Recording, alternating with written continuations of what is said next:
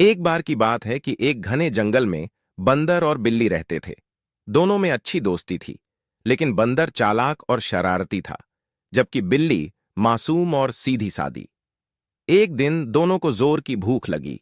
बंदर ने एक पेड़ पर चढ़कर देखा कि किसी कौए ने रोटी चुराई हुई है और वह एक डाली पर बैठकर खा रहा है। बंदर ने फौरन चालाकी से एक तरकीब सोची। उसने बिल्ली से कहा, बिल्ली बहन, अगर हम इस कौए की रोटी हासिल कर लें तो हम दोनों का पेट भर जाएगा, लेकिन तुम्हें मेरी मदद करनी होगी। बिल्ली ने मासूमियत से सिर हिलाया। कैसे? बंदर ने कहा, तुम नीचे छिपकर बैठो, और जैसे ही मैं कौए को उड़ने पर मजबूर करूं तुम रोटी पकड़ लेना। लेकिन याद रखना, रोटी पहले मुझे देना, ताकि मैं इंसाफ से आधी तुम्हें दे दूं। बिल्ली ने वैसा ही किया। बंदर ने पेड़ हिलाया, कौवा डर कर उड़ गया और रोटी नीचे गिरी। बिल्ली ने झपट कर रोटी पकड़ ली और बंदर को दे दी।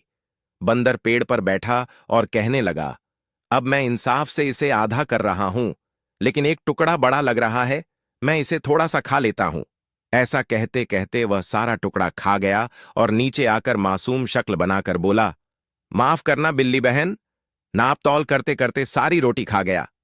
बिल्ली बहुत मायूस हुई, लेकिन समझ गई कि बंदर चालाक है। उसने दिल में सोचा कि अगली बार वह बंदर के फरेब में नहीं आएगी।